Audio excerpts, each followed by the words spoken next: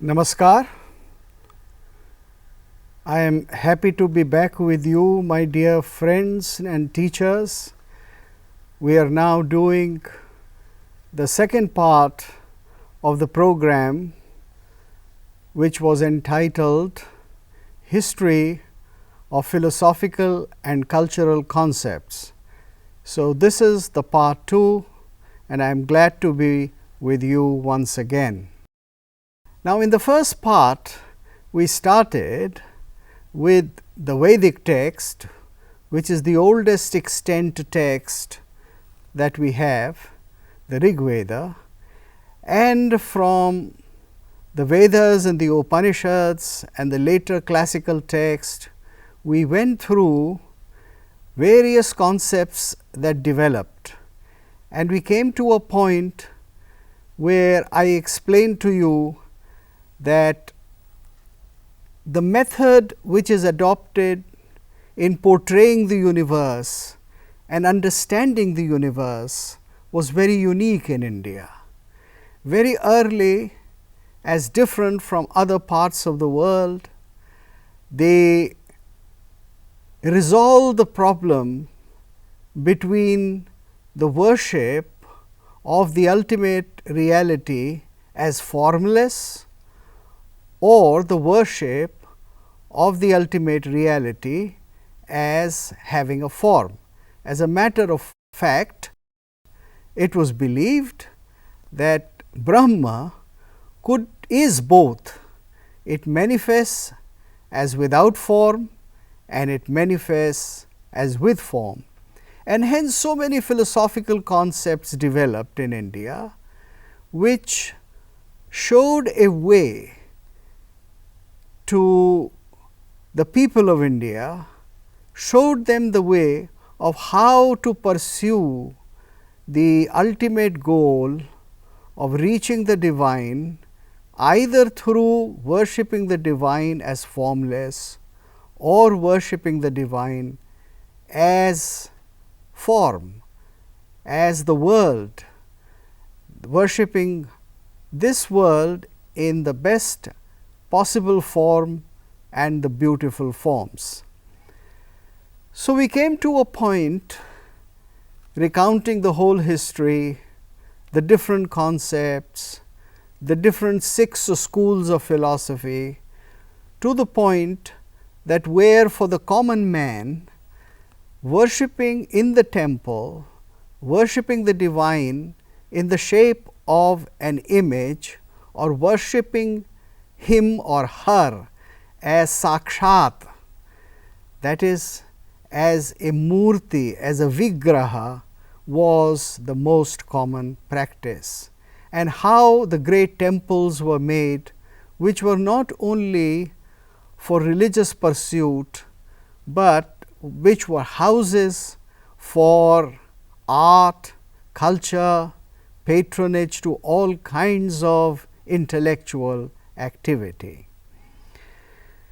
Now, when we come to a further later period, let us say around the middle classical period and the period that follows it, there are certain ideas which became very important. The idea of Purush and Prakriti, which were symbolized by the male and the female, and which was called the Mithuna or the couple. Now, the couple is the basic unit of procreation and thus creating a society. So, the couple, the procreating couple, was considered to be the ground or the fundamental societal system or the unit from which other systems followed. This was also classified, this idea was also classified as the idea of 4 ashramas.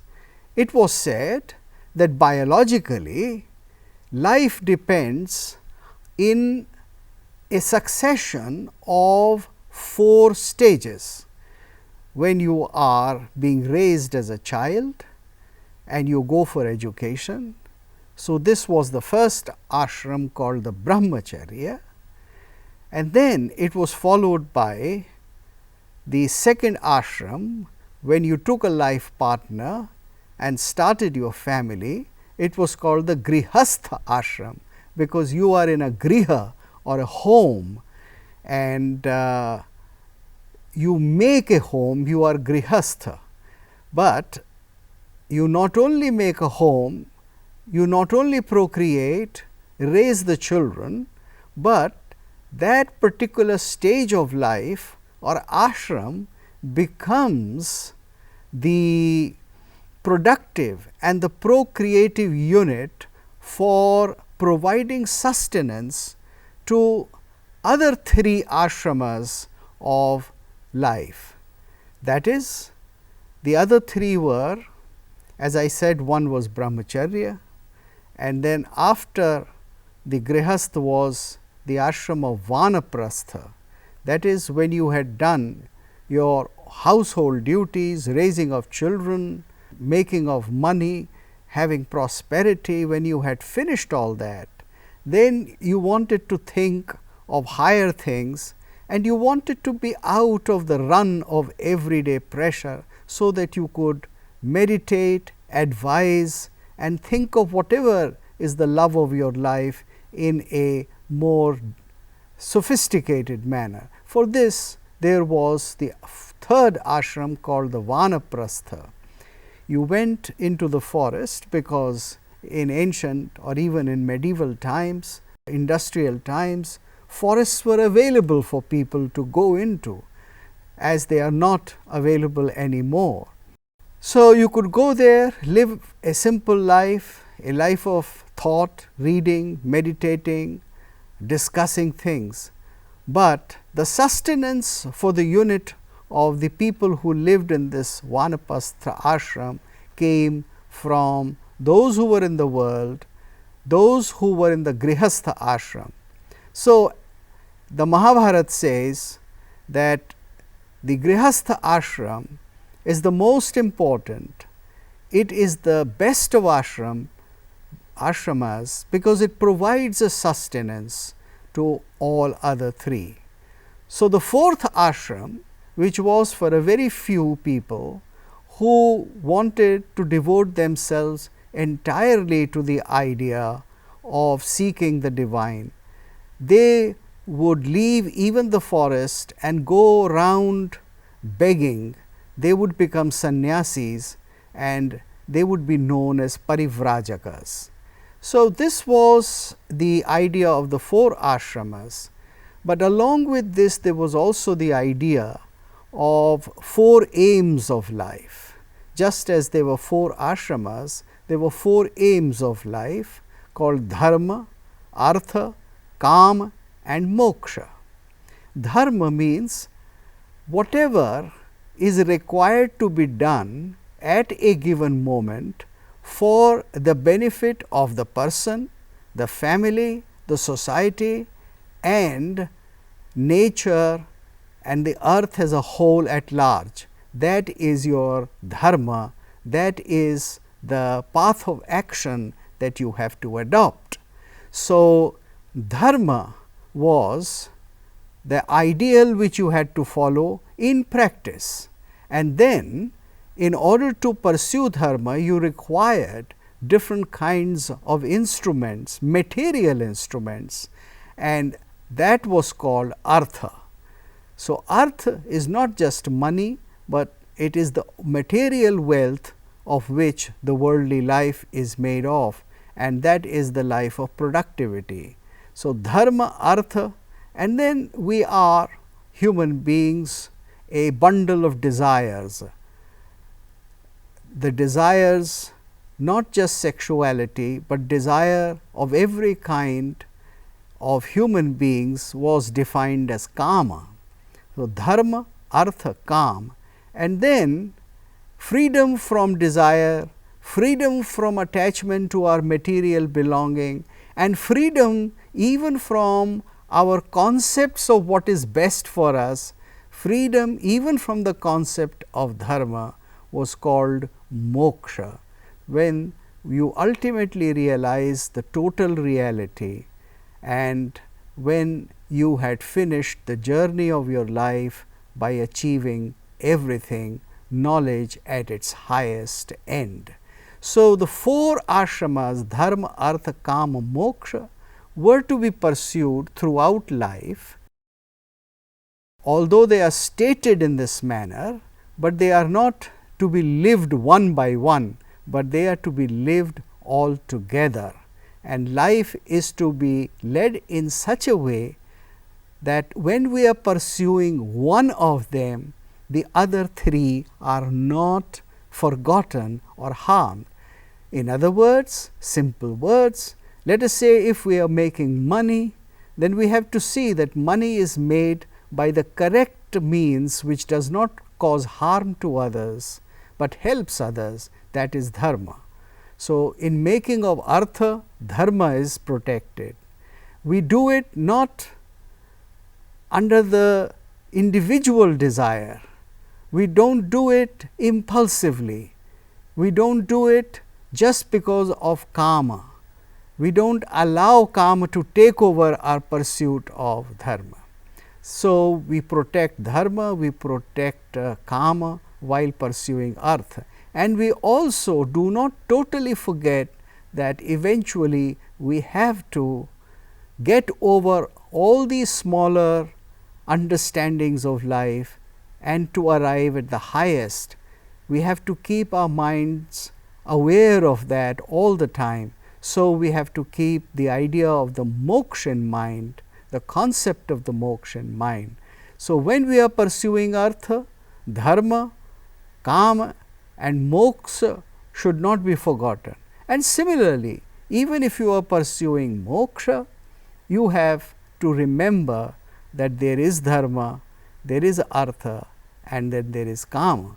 That is why even the greatest of the souls who claim to have reached the ultimate knowledge, they did not just retire forever into the forest, but they came back to the world like Buddha, who came back and started the dharma chakra pravartan, or the preaching of the dhamma. Dharma, dhamma, dhamma is the word, Pali word for dharma. He started the preaching of dharma for the benefit of those who are in the world, so that they could also pursue the 4 goals of life. When you see this image of Mithun here, or man and woman, then a lot of imagery was drawn in order to show the alliance between the 4 ashram. For instance, in this panel here, you see that there is a couple, the grihastha couple, a young man and woman, both made beautifully in stone, and on the other side of the panel is Buddha, Buddha being worshipped by his disciple, Buddha who symbolizes the ultimate realization or nirvana, and also renunciation or the 4th ashram. So, in this panel you see here that the grihastha ashram is thinking of what is renunciation, aiming at that as well, and also sustaining all those people who are pursuing the final, the sannyasta ashram fully. Life was considered in classical India in a very balanced way.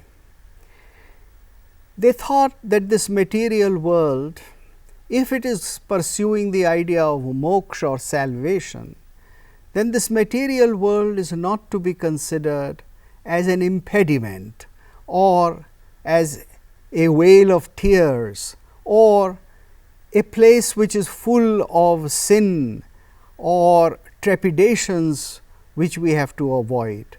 But on the contrary, life is something which is entirely enjoyable if it is lived according to the dictates of dharma, in which there is no violence, in which we do not attack others, in which we do not fight with others or snatch things from others.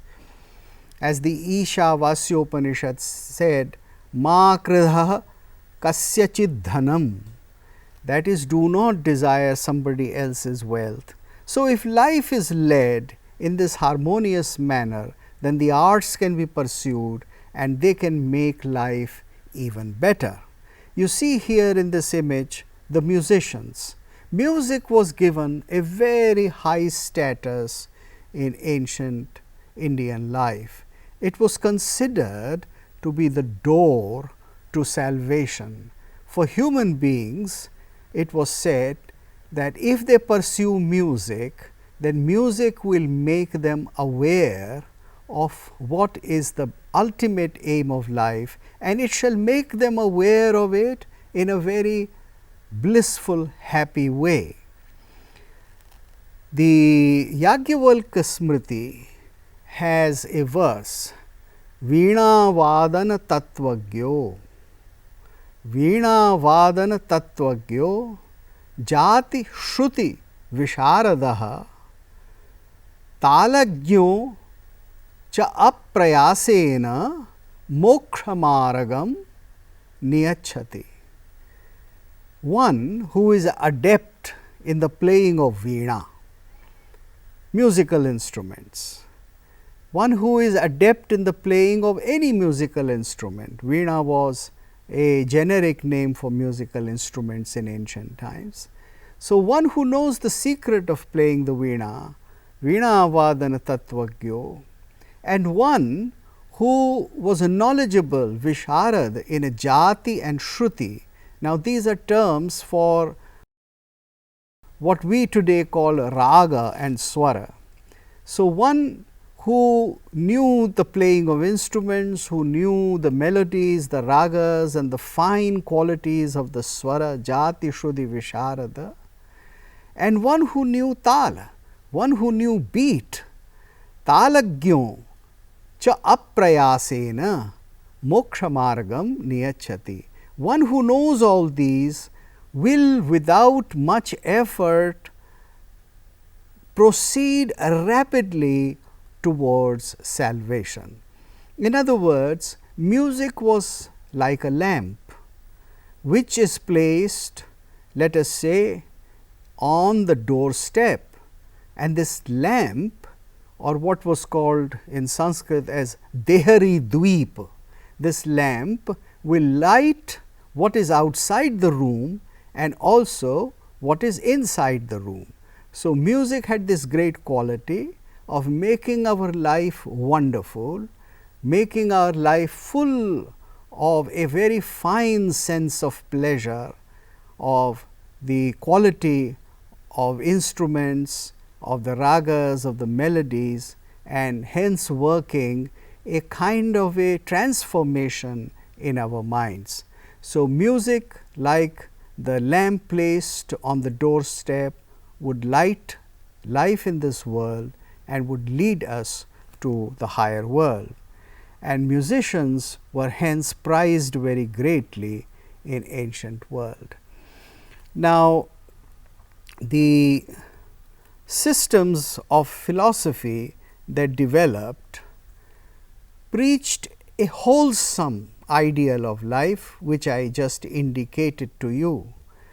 But in order to make us aware of these ideals of life, they were constantly doing things which reminded us of these ideals.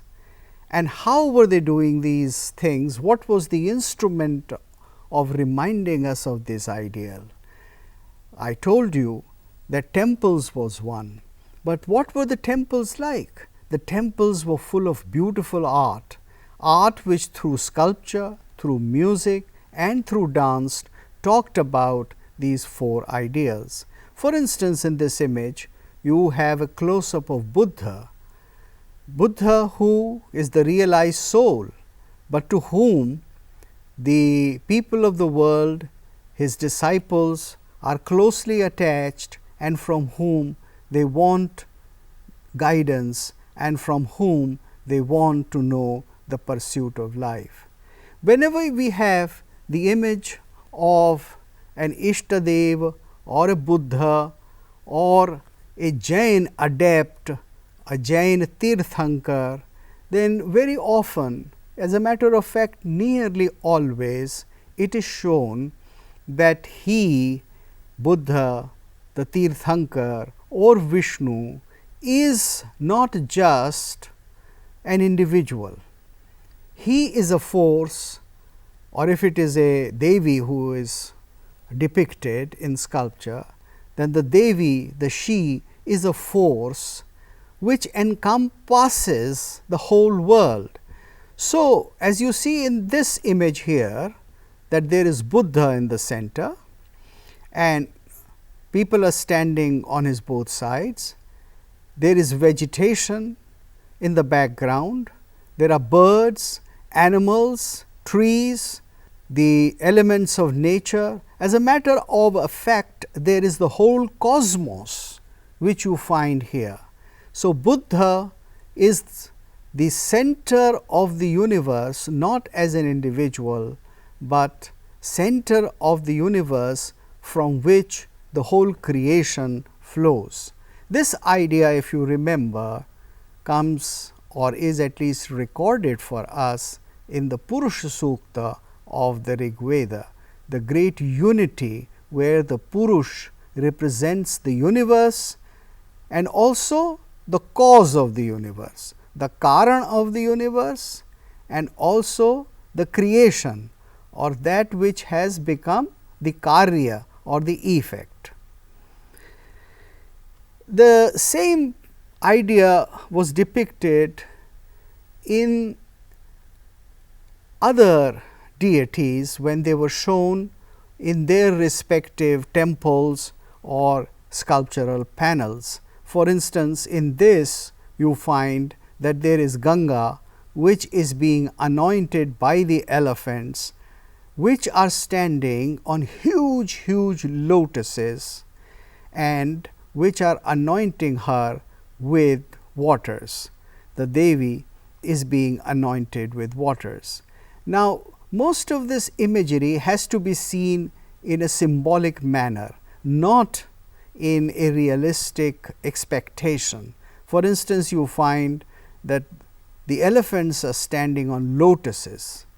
So, this is more of an idea that depicts these elephants are pure because they are on a lotus top and hence they are anointing the deity. As I said that this celebration of life covers every small thing. In this depiction here, you see a child playing with a cart horse, a toy cart, and the child is dancing, almost dancing with pleasure, and that joy of is depicted.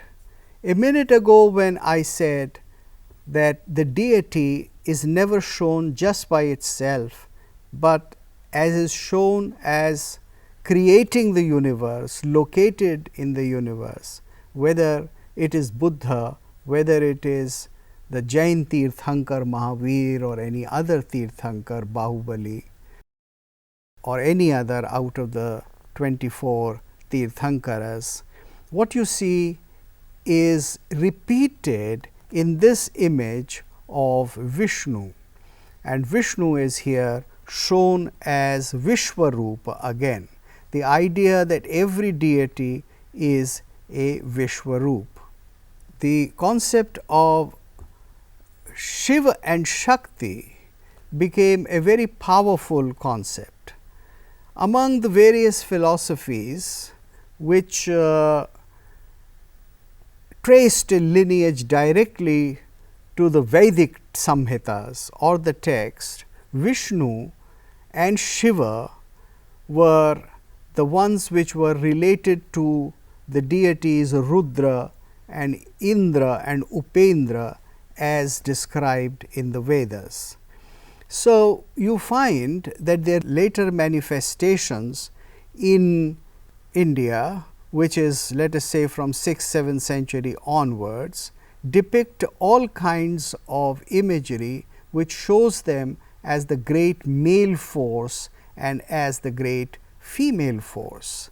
In this you find here there is Devi, and Devi has so many kinds of manifestations which are represented here by her heads.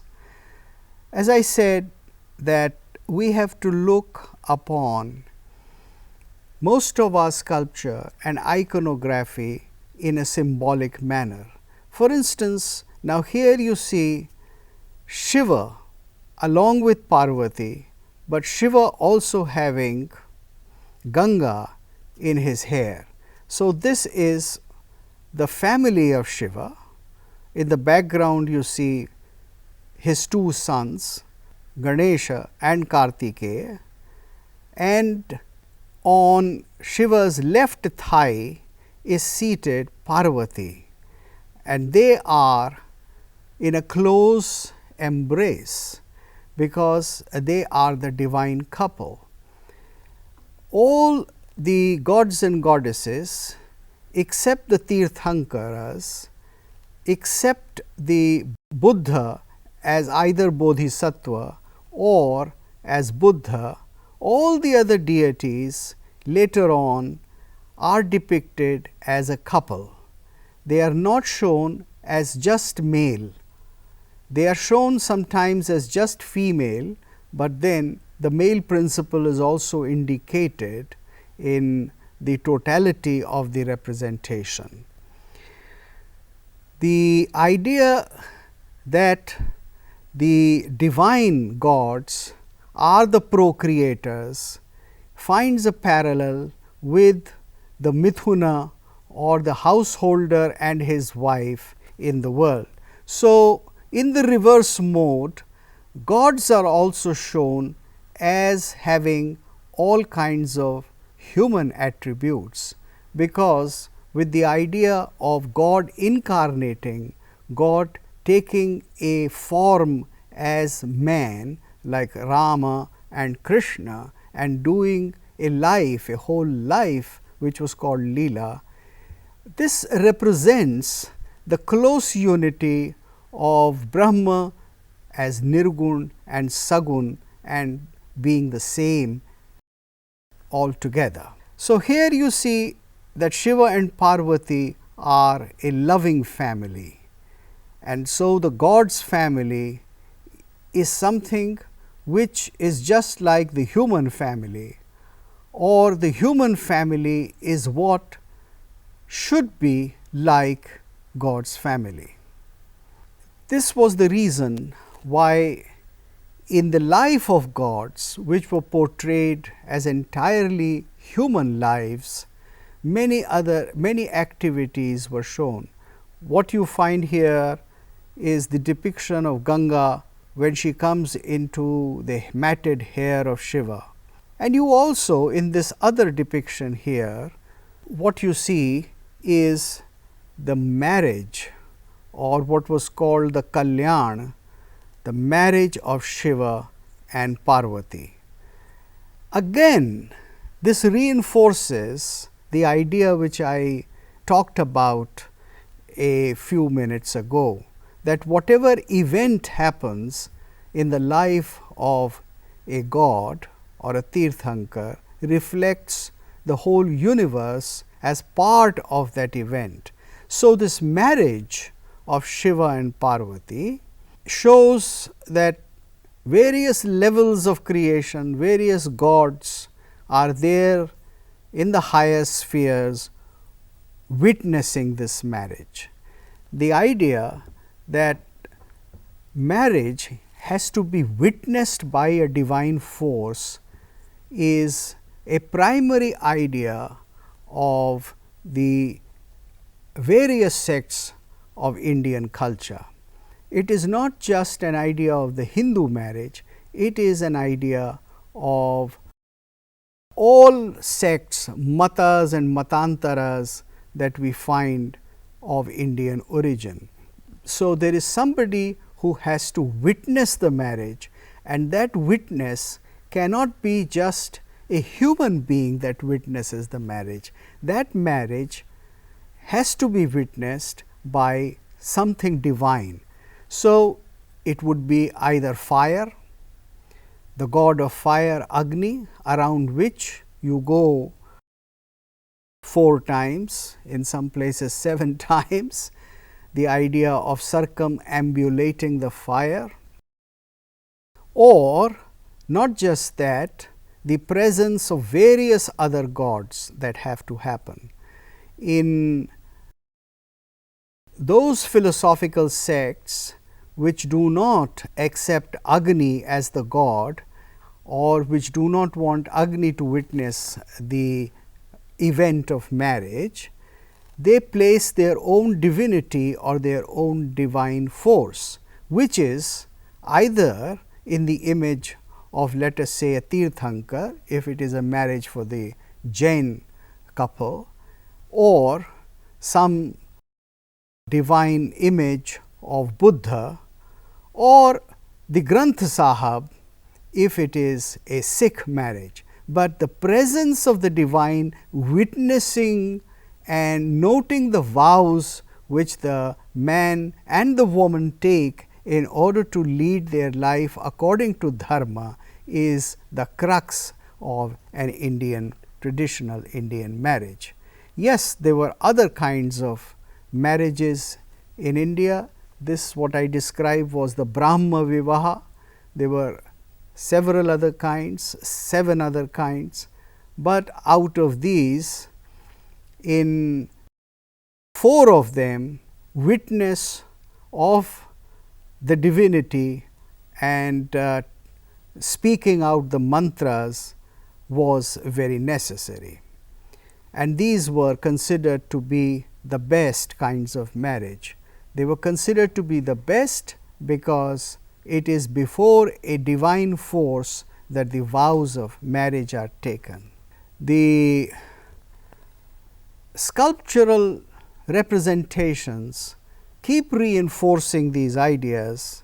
Here again I want to show you a sculptural representation of the loving couple Shiva and Parvati. Not only were there sculptural representation, but these ideas were danced out in various kinds of artistic forms. These were also sung in poetry. Many poets talked about, for instance, this particular sculpture that you see is the depiction of a famous stanza from Saundarya Lahari, a poem composed on the Devi by Adi Shankaracharya, where Adi Shankaracharya talks about the beauty of the face and particularly the beauty of the chin of the Devi. And you see here that Shiva is lovingly fondling with the chin of his wife. You see another representation of the same stanza where Shankaracharya describes the beauty of the face and the chin of the Devi. It seems that this stanza was very popular at a certain time for the Indian sculptors, and that is why so many representations are available even to this day. Life in India, as we have been describing it in the last few minutes, continued till about 10th century. And when in the 11th and 12th century, there was a series of very violent and disruptive invasions, many things underwent change. The change came about because, unlike the invasions and unlike the people who had come into India in centuries before, this time there came the Islamic people who had a radically different view of life. And from 11th century till about 15th century, almost for 400 years, the country went under catastrophic changes. The cities were not any longer the cities as they used to be. The social hierarchy and the system underwent change. The modes of production also underwent a lot of change. Economy was seriously disrupted and altered, and above all, the patronage to arts, which was the most distinctive feature of Indian life for thousands of years, was not only disrupted. For 400 years, it was seriously restricted and not much of it was left, especially in the north of India. So, what was the effect of all this on those philosophic and cultural concepts that we have been discussing? How did these ideas adjust to the new reality, and where it was necessary to adjust them? I have told you that we see a continuity of many cardinal ideas right from the Vedic times to the present day. So, continuity was an essential feature, as a matter of fact, a necessity of Indian civilization. How did they now make this continuity thrive and preserve what was the past and also absorb the new changes? Now, when we go through the art and the literature, not much sculpture, because temple construction was brought to a virtual halt, but there was enough painting and a lot of poetry which continued. What do we see? What are the images? What are the symbols? What are the ideas that are refurbished during this period, which is sometimes called the medieval period and sometimes called the Islamic period of India? What dominates in the medieval imagery is some kind of a tension and an opposition between the city and the wood. And there is a very clear distinction between the devotee and the one to whom you are devoted, or the Lord. So, we have now emerging pair of opposites, the city as opposed to the woods, the devotee as separate, distinctly separate from God. Then the world where you make money, that is the world of the Grihastha ashram, the world of prosperity and worldly pursuit, was seriously contrasted with the secluded world of knowledge. Knowledge was no longer part of the cities, because there were not that many centers of learning left within the cities. Then there was the great flowering of music in the medieval period, because music was an art which could be pursued not just socially, but individually, and which did not require a great social and royal patronage as other arts, particularly the performing arts like theatre, required. And then because of the distinction between the house holding activity and the secluded way of life, we have the stark distinction between the householder and the saint. So, the world that emerges and the world which is dominated by the ideas in medieval time is to be found in these paradigms, which are opposing pairs, and there is a lot of tension between them. If somebody wanted to understand what were the different philosophic concepts, what were the Vedas, what were the Shastras, then one could not study them in the city, because the institutions did not thrive. As patronage had changed, as the new patronage was in Islamic hands, therefore, a person had to go outside the city, let us say outside the big medieval city of Delhi or the city of Agra. One had to go into the woods, into the ashramas. It is in the ashramas that most of the life of art, the life of philosophic pursuits, the life of higher concerns thrived. It is in these venues that we find the pursuit was going on, not so much in the city, which was the center for power, the center for military, for political hegemony and political games as well as conspiracies. The period of medieval India gave birth to an entirely new system of worship, and this new system of worship was called bhakti. As a matter of fact, bhakti had begun much before the medieval period.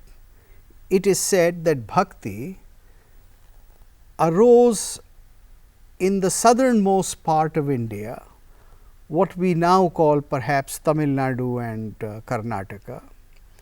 The great saints wrote their poetry in the Tamil language, poetry which was full of devotion to an Ishtadev imagined mostly as a lover. So, thinking of God now is as a person with whom you would have a very close personal relationship became the model or the paradigm. And pursuit of this bhakti, pursuit of this devotion and manifestation of this relationship could take various kinds of forms. Of course, the fundamental, the foremost of it was the man-woman relationship. So, God was imagined as the lover, the male beautiful lover, the Krishna or the beautiful Rama to whom you were devoted, and the devotee could have establish a relationship with the beautiful Lord, either as a woman who is devoted to the Lord just as a worldly wife or a worldly lover, a loving woman is devoted to a male, a loving male. So, this relationship of Shringara became a very fundamental idea, and many great bhaktas of the period, Meera being one of the most popular known name in medieval times, they symbolize worshipping Lord through Shringara relationship, which was essentially an erotic relationship and which brought results which were beyond the world. So, you see here the image of Krishna and Radha. Now, as I told you, The whole cult of bhakti developed much before medieval times, and the earliest text known to us of a complete cult of bhakti is the Srimad Bhagavatam, which people say came into a compilation around 7th century AD. In this, you have the primary image of Krishna and his Gopikas. So, the Gopikas are the Bhaktas and Krishna is the divine. And in this relationship, it is said that the worldly desire, the worldly shringar through bhakti gets completely transformed. Just as when any material, whether it is iron or wood or any other plastic or whatever material, when it comes into contact with fire, it immediately leaves its own quality and becomes a vapor. Similarly, when you come into contact with the divine lover, then all earthly desires that an ordinary person has for an ordinary lover evaporate, and there is only the divine desire that is left, or desire for the divine that is left. So, Radha Krishna Bhakti or Bhakti of Gopikas and Krishna, they are the fundamental paradigm in this period. There were many ways in which bhakti was to be achieved. There were many ways in which the individual would think of the divine, would continue to think of the divine and think of nothing else. It was a fashion of the times that this devotion should be so intense that it should seem almost a kind of madness. And just as in a madness, we get preoccupied only with one idea, nothing else. Similarly, in bhakti, there should be only one idea, that of the lover or the ultimate Lord. That is why bhakti was called ananya. There should be nothing else in mind except the one whom we are worshipping. But how do you do this? What are the different instruments? Music was considered to be an extremely potent method. Now, even in ancient times, this idea was practiced, and I gave you the quote from Yajnavalkya Smriti. In the medieval times, music became a major vehicle to draw the attention of people towards their divinities, whomsoever they wanted to please.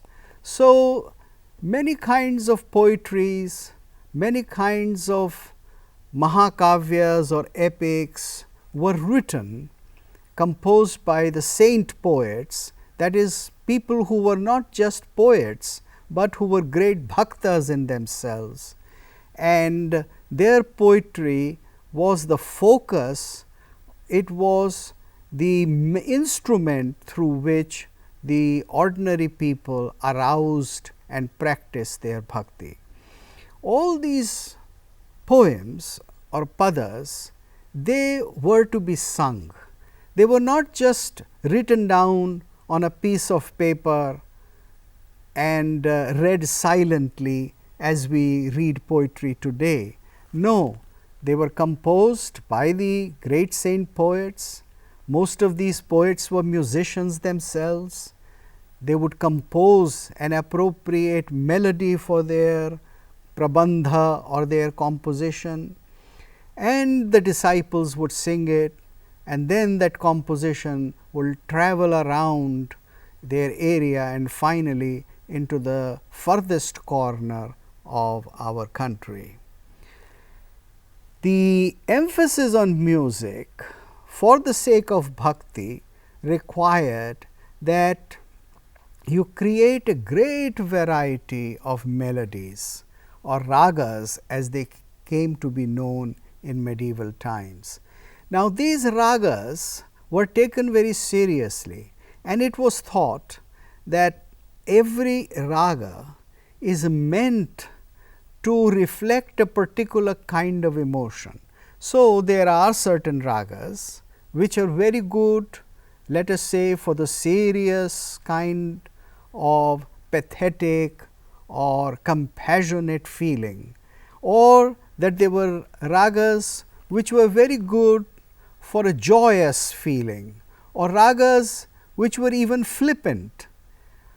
In order to understand these ragas, in order to master these ragas and go deep into them, painters would create certain scenes and events which the musicians would see, and these were the miniature paintings which would depict particular ragas and raginis. For instance, here what you see is the Vasanta Ragini.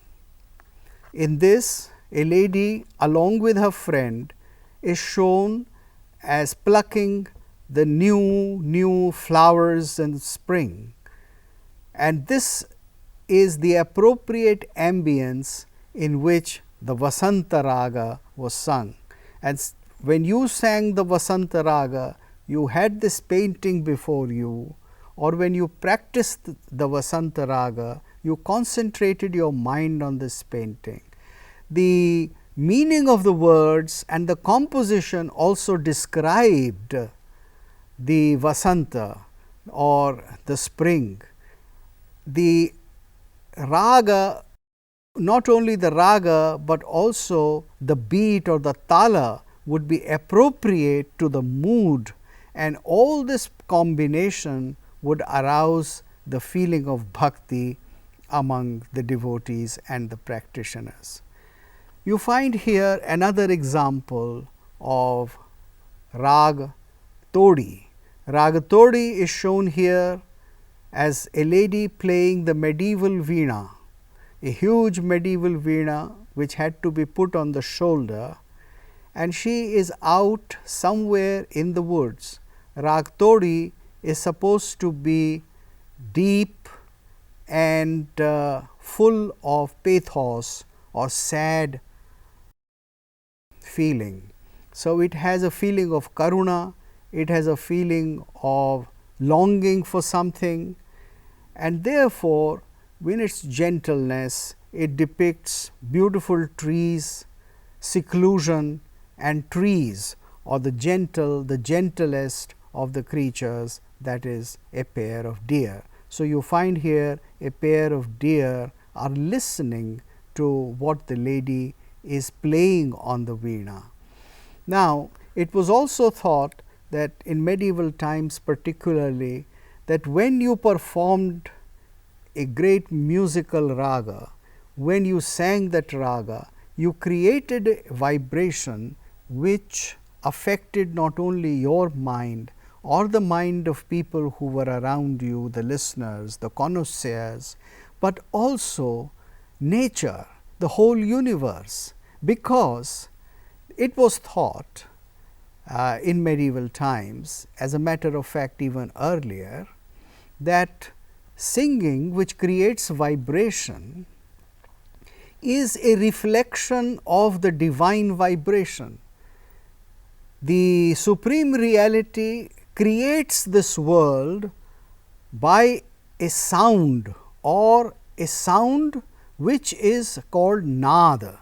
Now, this nad which creates the world is not heard by us in our ordinary consciousness through our worldly ears or ears of skin, but it can be heard only in the deeper yogic experience by the inner ear.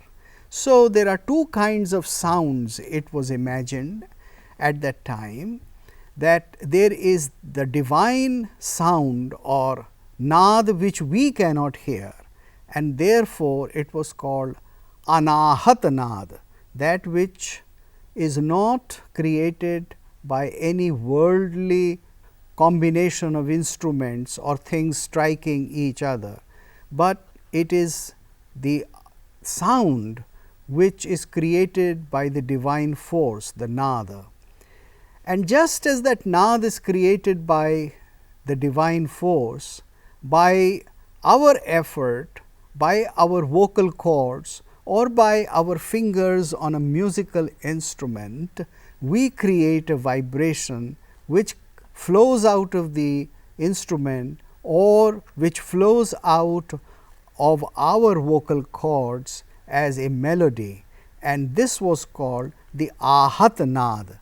Why ahat? Because we have struck something. This is struck sound. We have struck a instrument, a musical instrument, or we have struck our vocal cords with wind, and therefore we have produced music. Now, this music, which is ahat sound or ahat nad, when it is perfected, then it leads us to the realization, it leads us to the door of anahat nad. Hence, this is a repetition of the earlier idea of Yajnavalkya Smriti. This is perhaps the most concrete example of the continuity of ideas and philosophical concepts in the Indian systems. Another example that I show you here is that of Rag Malakaus. Rag Malakaus is a deep, profound raga in which you think about the world in a very sensitive manner, and you think at a broader scale, at a wider canvas. So, here you have a couple, a lady perhaps standing and singing, and on the rooftop the bird peacock is deeply influenced by the music and is exhilarated, and in the sky you find that there are swans. Along with the bhakti cult, there was the idea that worship of God can be done through music alone, and it was said that music is where God resides. This idea again is not only a medieval idea. As a matter of fact, it is an older idea, and it is said in older texts, Naham vasami vaikunthe, nacha yoginam hridaye cha, mad bhakta yatra gayanti, tatra vasami narada. Narad, listen to my words. Where do I live? I am not in the heart of yogis. I am not in Vaikuntha or the sleeping place of Vishnu, but I am always there in that place where my devotees, my bhaktas are singing my name. So, singing, dancing, which was highly prized in the earlier phase of our culture, the pre-medieval phase, continued to be as precious in the medieval times. Only that in the medieval times, it became more and more important for devotional reasons, and music therefore became exclusively, almost exclusively, the realm of the bhaktas, the realms of the devotees. Now, I had told you earlier that there was this great celebration of the knowledgeable people who lived away from the city, who lived in the woods and practiced yogas or practiced the Sufi trances, who practiced asceticism, who lived in great poverty, and they always despised or they always preached that the worldly riches were not sufficient for any kind of understanding, and as a matter of fact they had to be given. There was a celebration of poverty, a celebration of ascetic way of life. In this image you see that there is a yogi, a halo is shown around him. It is shown that the person is a realized soul. The person has been in trance for a very long time. The hair is very long, matted. Perhaps he has been sitting there for several years in samadhi, and the person is in a secluded place, somewhere far away from habitation, somewhere where you have not even the woods, but only arid place. Another depiction that through veena or singing all kinds of devotional songs, the Lord is being worshipped. Now, singing the name of the Lord, the activities of the Lord, the leelas of the Lord was practiced all over India in all the medieval languages. It was not just in one part. And these compositions, which were famous in one part, they were translated and they traveled from one corner to another. And you have examples, for instance, of the great Gita Govinda, of which you see a depiction here. Gita Govinda, the immortal poetry of Jayadev, depicts the love krida of Radha and Madhava, Krishna and Radha. Radha Madhavayor Jayanti Yamuna Kule Rahasikelayah. This is the last line of his first stanza. He says that I am going to describe to you the great love dalliance of Radha and Krishna, and let this triumph. Now, it truly triumphed because the poetry of Jayadeva Kavi was translated, or the bhavas described in his Gita Govinda, the immortal Gita Govinda, were recreated by a huge number of poets, and not just for a few years, but for centuries and centuries to come.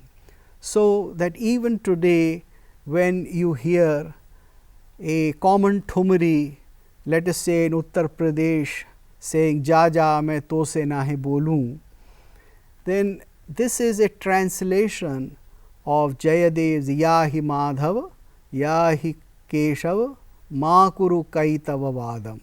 Don't say these deceiving words to me, go away, go away.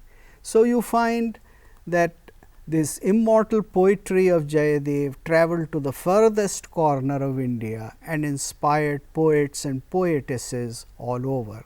It was not only Jayadev, but there were so many poets who had this kind of impact. Along with the worship of Radha, Krishna, Ram and Sita, other than the two main avatars of Vishnu, that is Ram and Krishna, which were also considered to be the Purna avatars, that is having all the qualities of the divine. Other than these two, there was the worship of Devi. Now, those who worship Devi, for them Devi was the ultimate, and Devi had to be worshipped in a direct relationship with the bhakta. Now, this relationship was that of a seeker of realization and power. It was done through devotion and various other devotional practices, tantric practices and practices of yoga, but it was primarily to acquire power, power which was not for material purposes, but power for knowledge. And it was imagined that the serpent power Kundalini, which resided in the lowest portion of the spine, it rose up to the head, the top of the head, and it is at this point that the ultimate realization came. So, worship of Devi became a method of realization, and a huge variety of iconography of Devi was created. Devi in her various forms, some which are very aggressive, which can wipe out all kinds of things, even good and bad together, which are entirely destructive, or Devi, which is dharmic, which only kills the evil and protects the good, or Devi, which is in the shape of a kind of a madness or power which is beyond any social or cosmic concerns. So, these were the various forms which was worshipped, and Devi was also seen as part of the consort of Shiva or consort of Vishnu. So, here we have Devi as Varahi, we have Devi as Kali. Kali is the power of Devi that destroys. In other words, when the world is to be purified first by destruction, so that new construction can take place, then that power is worshipped as Kali. And because the governance of the world has come to the stop, therefore, Shiva is shown as lying dead corpse below the feet of the dancing Devi, and you find here Kali dancing on Shiva. So, this is the philosophic symbolism which is repeated in various kinds of imagery. The medieval period had a huge variety of other philosophic concepts, but they get subsumed mainly within these concepts. One of the concept was a particular strand of Islam called Sufism. In this, it was believed that just as in the Indian idea of a direct relationship between the worshipper and the worshipped, just as there was a link between the two dependent upon the worshipper, similarly in this particular strand of Islam called Sufism, there was a direct relationship between the worshipper and the ultimate reality. So, Sufism had a great closeness with various other sects of Indian philosophical systems, and many important exchanges between the two took place. The history of Sufism is very long. Some people say that it originated in Greece. It originated primarily in the philosophic system of Plotinus. It was then adopted by some people who were in the region where Islam later on became popular, and hence it became a part of Islam. But it is quite obvious that Sufi thought had certain primary and fundamental notions, that there is a unity between the creator and the created.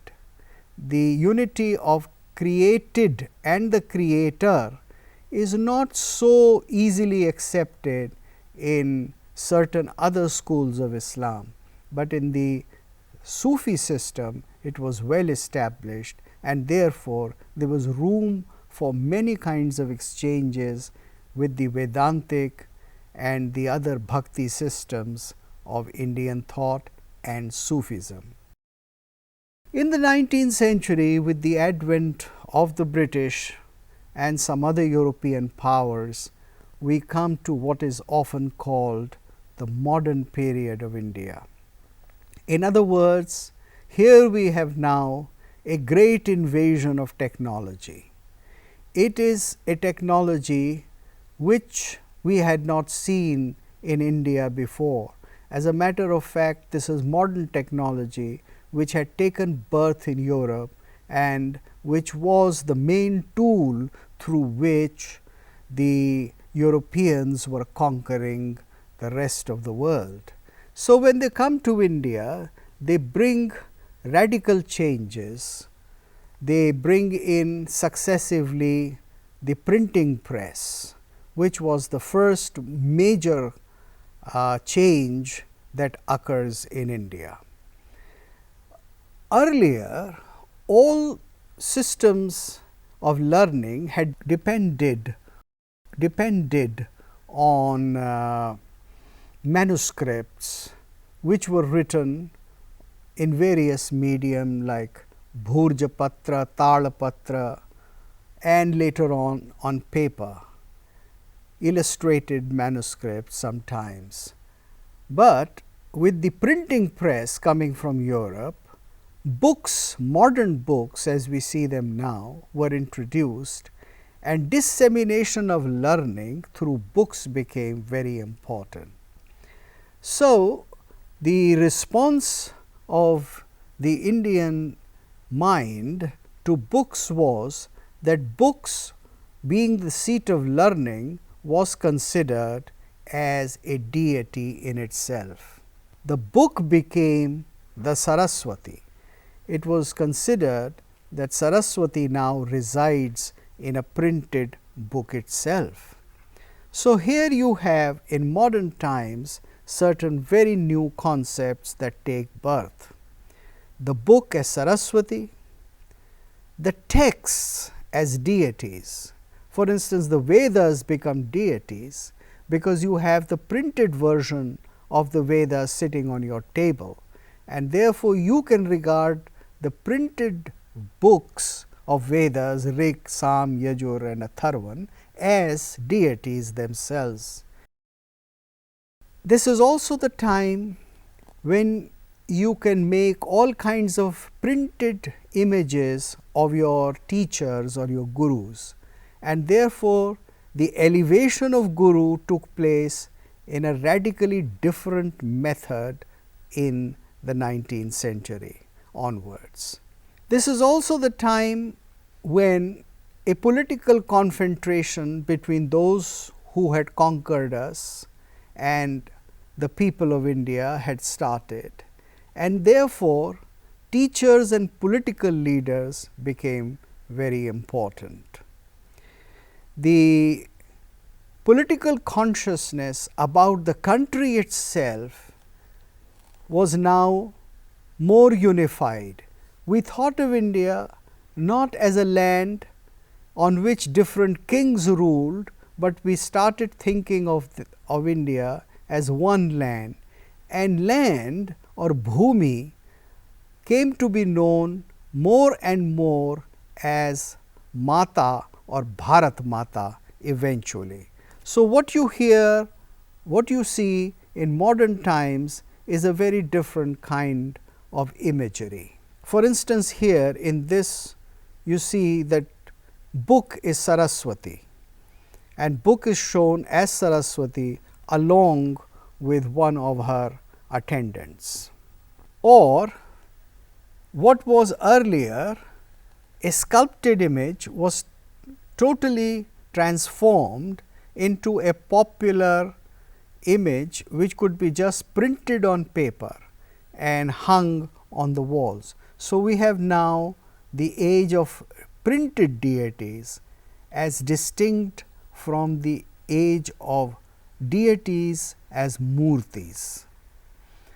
A large number of deities could be printed, and they could be on every nook and corner, and hence the modern printing press gave an entirely different iconography and shape and a whole presentation of realism to the ancient gods and goddesses, and various aspects of it were shown. What we know now as the calendar art or the religious calendars became the new order of the day. So, you have these images all the time, and you have then the image of Bharat Mata as an important image, and Bharat Mata is raised and elevated to the level of a deity in itself. And so, we have not only the political idea of a unified India, we have also the political idea of Bharat Mata itself. You find here that in this particular painting there is Bharat Mata, and around her are all the major leaders, men and women of the times who were working for the political independence of India. So, you have now Bharat Mata and her children who have now to bring Bharat Mata out of the misery. So, this is the fundamental paradigm of a political description which did not exist earlier in our consciousness, but which symbolizes the modern times. Another image of Mahatma Gandhi sitting with probably a lady, Sarojini Naidu, spinning the charkha and the earlier flag of India, and with electronic versions of paintings we have finally something like a smart image of Bharat Mata. So, friends, we have seen the growth of we have seen the growth of ideas from the most early times, the Vedic times, to the present times in India, and we have seen that there is a great continuity. This continuity has come in as a result of marvelous intellectual exertion, of a great desire to preserve the past and to make the modern a part of it. Modernity in India has not been conceived as a disjunct from tradition, but modernity is a continuation of tradition. Thank you very much. Namaskar.